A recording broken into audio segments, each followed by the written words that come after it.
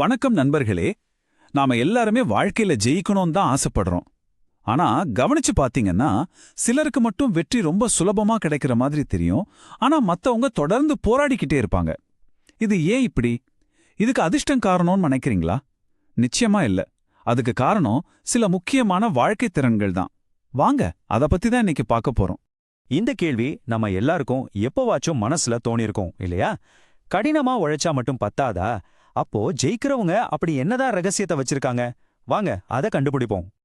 அந்த வெற்றியோட ரகசியமே இந்த ஒரு கலவைதான். இது ஒன்னும் அதிர்ஷ்டம் இல்ல, யார் வேண்டும்னாலும் கத்துக்கக்கூடிய சில வாழ்க்கை திறன்கள் தான். குறிப்பா இப்போ இருக்கிற இந்த டிஜிட்டல் உலகத்துல எல்லா பக்கமும் டிஸ்ட்ராக்ஷன்ஸ். இந்த நேரத்துல இந்த திறன்கள் இருந்துச்சுன்னா அது உங்களை மத்தவங்களை விட ஒரு படி மேல கொண்டு போய் நிறுத்தும். சரி, வாங்க உள்ள போலாம். இந்த பவர்ஃபுல்லான திறன்களை நம்ம 3 முக்கிய பகுதிகளா பிரிச்சு பார்க்க போறோம். முதல்ல நம்ம உள்ளுலகத்தை, அதாவது நம்ம மனசை எப்படி கண்ட்ரோல் பண்றதுன்னு பார்க்கலாம். அப்புறம் அதை வச்சு வெளி உலகத்துல எப்படி ஜெயிக்கிறதுன்னு பார்ப்போம். கடைசியா இது ஒரு நாள்ல முடிகிற விஷயம் இல்ல, இது ஒரு வாழ்நாள் பயணம்ங்கிறத புரிஞ்சுக்குவோம். ஓகே, பகுதிக்குள்ள போலாம். நீங்க வெளி உலகத்துல எந்த ஒரு பெரிய விஷயத்த சாதிக்கணும்னாலும் சரி, எல்லா வெற்றிக்குமான முதல் படி உங்க மனசையும் உங்க செயல்களையும் நீங்க கட்டுப்பாட்டுக்குள்ள கொண்டு வர்றதுல தான் தொடங்குது. இப்போ இந்த ஸ்லைடை கொஞ்சம் பாருங்க. கொஞ்சம் ஷாக்கிங்கா இருக்கலாம். 2004ல நம்மளோட கவனக்குவிப்பு நேரம் கிட்டத்தட்ட 2 நிமிஷம் இருந்திருக்கு. ஆனா இன்னைக்கு வெறும் 8 வினாடி தான். அடேங்கப்பா, இது ஒரு கோல்டு ஃபிஷ்ஷோட கவன நேரத்தை விட கம்மியா. இதனால தான் ஒரு விஷயத்துல கவனமா இருக்கிற திறமை இன்னைக்கு ஒரு பெரிய சொத்தா மாறிடுச்சு. நினைச்சு பாருங்க, தொடர்ந்து நோட்டிபிகேஷன்ஸ் வந்துகிட்டே இருக்கிற இந்த காலத்துல நீங்க மட்டும் ஒரு விஷயத்துல ஆழமா கவனம் செலுத்தினா அது ஒரு சூப்பர் பவர் மாதிரி இல்லையா? அந்த ஒரு திறமை உங்களை டாப் 1% மக்கள்ல ஒருத்தரா மாத்திடும். அடுத்தது இரும்பு ஒழுக்கம். இந்த கோட் சொல்ற மாதிரி டேலண்ட்டை விட டிசிப்ளின் ரொம்ப முக்கியம். சாக்கு போக்கு சொல்லாம நம்ம இலக்குல உறுதியா இருக்கணும். மூடு இருக்கோ இல்லையோ செய்ய வேண்டியதை செஞ்சு முடிக்கிறதான் உண்மையான ஒழுக்கம்.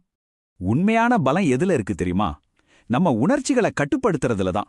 சிம்பிளா சொல்லணும்னா, உங்க ஃபீலிங்ஸோட ரிமோட் கண்ட்ரோல மத்தவங்க கையில கொடுக்காதீங்க. எவ்ளோ பெரிய பிரஷர் வந்தாலும் கூலா அமைதியா ஹேண்டில் பண்ண கத்துக்கணும். சரி, நம்ம உள்ளுலகத்தை கண்ட்ரோல் பண்ணியாச்சு. இப்போ அதை வச்சு வெளி உலகத்துல எப்படி ஜெயிக்கிறதுன்னு பார்க்கலாம். வாங்க அடுத்த பகுதிக்கு போவோம். இந்த 2 படத்தையும் பாருங்க, ஒரு பெரிய வித்தியாசம் தெரியும். ஒன்னு பிஸியா இருக்கிறது, இன்னொன்னு உண்மையிலே உருப்படியா வேலை செய்யறது. இடது பக்கம் இருக்கிறது ஆழமான வேலை, அதாவது ஃபோக்கஸ்டா எந்த டிஸ்டர்பன்ஸும் இல்லாம வேலை செய்யறது. வலது பக்கம் இருக்கிறது மேலோட்டமான வேலை. உண்மையான வளர்ச்சி எப்பவும் ஆழமான வேலையில தான் இருக்கு. விற்பனைன்னு ஒண்ணு ஏதோ பொருளை விக்கிறத பத்தி பேச போறோம்னு நினைக்காதீங்க. இது மத்தவங்கள நம்ம கருத்தை ஏத்துக்க வைக்கிற ஒரு கலை. அது ஒரு இன்டர்வியூவா இருக்கலாம், இல்ல உங்க ஐடியாவா இருக்கலாம். நம்பிக்கையா பேசணும், அவங்க என்ன எதிர்பார்க்கறாங்கன்னு புரிஞ்சுக்கணும், அப்புறம் உணர்வு பூர்வமா கனெக்ட் ஆகணும். இது 3 தான் சீக்ரெட். எஃபெக்டிவா கம்யூனிகேட் பண்றது எப்படின்னு பார்க்கலாமா? முதல் விஷயம், நல்ல காது கொடுத்து கேட்கணும். பேசும்போது தெளிவா கண்ணை பார்த்து நம்பிக்கையா பேசணும். நம்ம பாடி லாங்குவேஜும் நம்ம பேசுறதுக்கு சப்போர்ட் பண்ணணும். அப்போதான் நம்ம வார்த்தைக்கு ஒரு மதிப்பு இருக்கும். கம்யூனிகேஷன்னா சும்மா பேசுறது இல்ல, மத்தவங்களோட கனெக்ட் ஆகிறது. ஓகே, இப்ப கடைசி பகுதிக்கு வந்துட்டோம். வெற்றிங்கிறது ஏதோ ஒரு இடத்த போய் அடையறதில்ல, அது ஒரு தொடர்ச்சியான வளர்ச்சி பயணம். அதை புரிஞ்சிக்கிறது தான் இந்த பகுதியோட நோக்கம். 30. இந்த நம்பருக்கு பின்னாடி ஒரு பெரிய ரகசியமே இருக்கு. என்னவா இருக்கும்னு நினைக்கிறீங்க? அது வேற ஒண்ணும் இல்ல, ஒரு நல்ல புத்தகத்தை படிச்சா ஒருத்தரோட 30 வருஷ அனுபவம் நமக்கு சில நாள்லயே கிடைச்சிடும். ஞானத்தை அடையறதுக்கும் மத்தவங்க செஞ்ச தவறுகளை நாம செய்யாம இருக்கிறதுக்கும் இதை விட ஒரு சூப்பர் ஷார்ட்கட் இருக்கா சொல்லுங்க? இந்த டைம்லைனை பாருங்க, உலகம் எவ்ளோ வேகமா மாறிக்கிட்டு இருக்குன்னு புரியும். 2000ல ஸ்மார்ட் போனே இல்ல, ஆனா இன்னைக்கு நாம அது கூடவே தான் வாழணும். சோ சூழ்நிலைக்கு ஏத்த மாதிரி நம்மள மாத்திக்கிட்டே இருக்கணும், இல்லனா பின்தங்கிடுவோம்.